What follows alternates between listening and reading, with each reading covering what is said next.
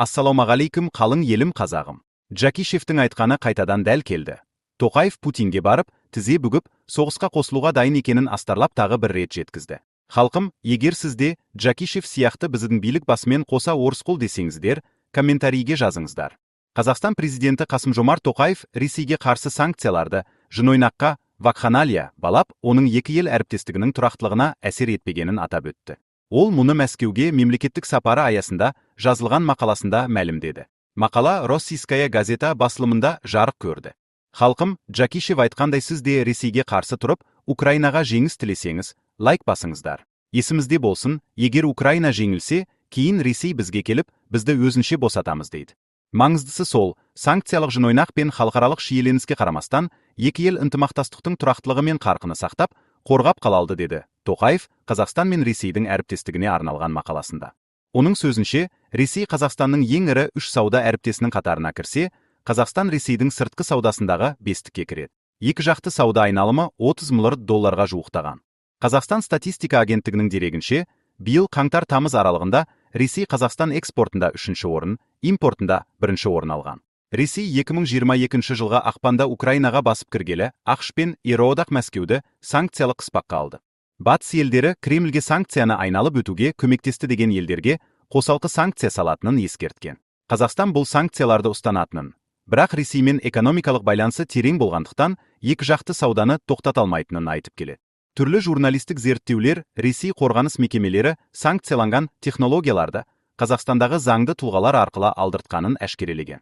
Астана бұған қарсы шара қабылдайтынын айтқан. Әзірге батыс елдері Қазақстанға қарсы ауқымда санкция қолданбады. Тек кейбір заңды тұлғалар мен банктерге шара қолданды. Жақында ақш Ресейдің ірі мұнай компаниялары Роснефть пен Лукойлды санкция тізіміне қосты. Артынша, Лукойл шетелдегі активтерін сататынын мәлімдеді. Оның ішінде Қазақстандағы активтері де бар. Сапардың мақсаты және шекара туралы сөз. Тоқаев өз мақаласында Мәскеуге сапары аясында Қазақстан мен Ресейдің жан-жақты стратегиялық әріптестігі пен одақтастығының жаңа деңгейіне өту жайлы декларацияға қол қоятынын хабарлады. Бұл құжат сөзсіз екі жақты байланыстың жаңа дәуірін бастап, өзара сенімнің бұрын соңды болмаған деңгейін және барлық бағыт бойынша тығызырақ жұмысқа дайындығын қуаттайды деді ол. Қазақстан басшысы сондай-ақ екі жақты шекара жөніндегі келісімнің маңызын атап өткен. Біз 2005 жылғы 18 қаңтарда қол қойылған Қазақстан мен Ресей арасындағы мемлекеттік шекара туралы шарттың 20 жылдығына зор мән береміз. Бұл құжат екі елдің егемендігі мен аумақтық тұтастығын өзара мойындаудың мызғымас құқықтық негізі болып табылады. Әлемдегі ең ұзын, тұтас құрлықтық шекараны толық негізде достық белдеуі деп атауға болады деді ол. Кейінгі жылдары Қазақстанға сапарлаған алпауыт елдердің басшылары кезек-кезек Қазақстанның территориялық тұтастығын, егемендігін қолдайтынын айтып жүр. Мұндай мәлімдемені Қытай басшысы Си Цзиньпин де, Еуроодақ пен ақш басшылары да айтқан. Жақында америкалық Washington Post газеті Ресей, Қазақстан мен Армениядағы ықпалынан айырылып бара жатырмыз деп, осы елдерде бүлік ұйымдастыруы мүмкін деген. Қазақстандағы орыс тілінің мәртебесі. Тоқаев сондай-ақ мақалада елдегі орыс тілінің мәртебесінде сөз етті.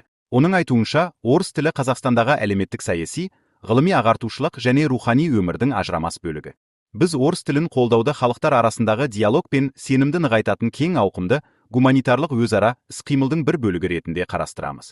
Дәл сол себепті мен халықаралық орыс тілі ұйымын құру туралы бастама көтердім деді ол. Ресми дереккөздерде Қазақстан халқының 90% орыс тілін меңгергені айтылады. Бірақ кейінгі жылдары Ресейдегі танымал тұлғалар мен саясаткерлер Қазақстанда орыс тілінің дамуына жағдай жасалмай отыр деп жиі шағынады. Ал ел ішінде керісінше билік қазақ тіліне басымдық бермей отыр. Орыс тілінің ықпалы тым жоғары деп арыз айтатындар аз емес. Қазақстан жастары көптеген тілді қазақ, орыс, сонымен қатар ағылшын, Қытай және өзге тілдерді білуге тиіс. Бұл жаһандық әлемде табысқа жетудің маңызды шарты деді Қазақстан президенті өз мақаласында. Достар, Тоқаев Путиннің бұтына кіріп жатқанда, Ресей болса ядер қаруын дайындап жатыр. Кремльдің баспасөз хатшысы Дмитрий Песков Ресей президенті Владимир Путин ядролық сынақтарға дайындық бастау туралы тапсырма берген жоқ деп мәлімдеді. Оның сөзінше, егер ақш ондай сынақ өткізсе, Ресей де солай істеуге мәжбүр болады. Өткен аптада Владимир Путин қауіпсіздік кеңесінің отырысында ядролық сынақтар тақырыбын талқылаған. Қорғаныс министрі Андрей Белоусов ақш президенті Дональд Трамптың әлемде өзге елдер ядролық сынақтар өткізіп жатқандықтан, ақш-та ядролық сынақтарды қайта бастайтынын айтқан сөзіне сілтеп, Ресейде жаңа жер аралында ядролық сынақ өткізуге дайындықты дереу бастағаны жөн деген ұсыныс жасаған. Ресей Федералдық қауіпсіздік қызметінің ФСБ директоры Александр Бортников Трамптың нені меңзегені түсініксіз екенін айтқан. Жиын қорытындысында Путин Ресейдің сыртқы істер министрлігіне, қорғаныс министрлігіне, арнайы қызметтері мен азаматтық мекемелеріне ядролық сынақтарға дайындық мүмкіндігі жөнінде ұсыныстар дайындауды тапсырған. Бірақ тікелей бұйрық бермеген. 9 қарашада Ресейдің мемлекеттік ВГТРК телеарнасының тілшісі Павел Зарубинге берген сұхбатында Песков: алдымен бізге олай істеу қажет пе, жоқ па екенін түсіну керек. Бұл өте маңызды, негізделген және салмақты шешім болуы тиіс. Қазір біздің мамандар осымен айналысып жатыр, деді. Бұған қоса Песков ақш президенті өзге елдер ядролық сынақтар жүргізіп жатыр деп айтқанда, нені меңзегені Мәскеуге түсініксіз қалып отырғанын жеткізді. Ресейде, Қытайда ядролық қару сынағын өткізіп жатпағанын біз нақты білеміз, деді Кремль өкілі. Песков сондай-ақ Буревестник зымыраны мен Посейдон суасты аппараты сынақтарын ядролық қару сынағы ретінде қарастыру сауатсыз тұжырым болар еді деген. Бұған дейін Ресей билігі ол жүйелерді ядролық энергетика қондырғысымен жабдықталған деп сипаттаған еді. Қазан айының аяғында ақш президенті Дональд Трамп өзі елі басқа мемлекеттермен тең жағдайда ядролық қаруды сынақтан өткізуді дереу бастайтынын мәлімдеген. Кейін CBC News арнасына берген сұхбатында ол өзге елдер сынақтар өткізіп жатқанын айтып, ақш сынақ өткізбейтін жалғыз ел болып қалғанын қаламайтынын мәлімдеген. Әйткенмен Трамп 1990 жылдарға дейін ақш пен Совет одағында жасалып келгендей жерасты ядролық сынақ жарылыстарын жүргізуді толықтай қайта бастауды меңзеді ме? Жоқ па, ол жағын ашып айтпаған. Мәскеу, Вашингтон сол жөнінде түсініктеме беретін шығар деп күтеді, деді Песков.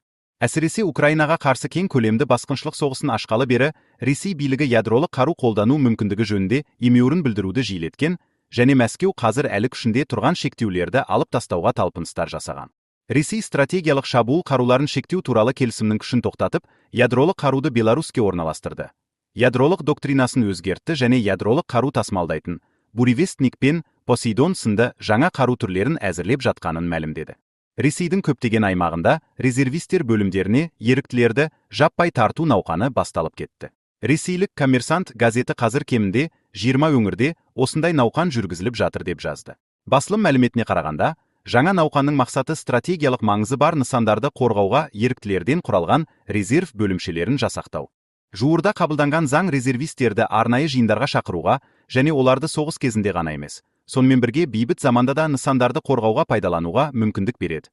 Ресми түрде Ресейде қазір бейбіт уақыт саналады, ал Украинадағы соғысты билік арнайы операция деп атайды. Жиындар кезінде резервистерге әскери қызметші мәртебесі тиісті әлеуметтік жеңілдіктермен қоса беріледі. Олар негізінен дрондарға қарсы күресу міндеті жүктеледі. Резервистерді жасақтау науқаны қазір Ленинград және Нижегород облыстарында, Татарстан мен Башқұртстан республикаларында және Украинамен шектесетін өңірлерде жүргізіліп жатыр.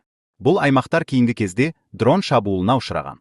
Заң бойынша, билік резервистерді диверсанттарға қарсы күреске немесе тұрғындарды эвакуациялау жұмыстарына пайдалана алады. Резервистер Ресей қорғаныс министрлігінің мобилизациялық резервінде болатыны туралы келісімшартқа ерікті түрде отырған адамдар. Келісімшартқа қол қойғаны үшін оларға арнайы төлемдер мен әлеуметтік жеңілдіктер беру қарастырылған.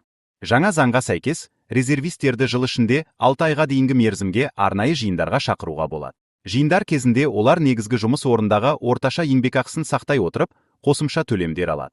Ал резервист қаза тапқан жағдайда, оның отбасы әскери қызметшіге берілетіндей төлемдер мен жеңілдіктер алуға құқылы. Халқым, Ресейде жағдай осылай. Дайын болайық. Қош болыңыз.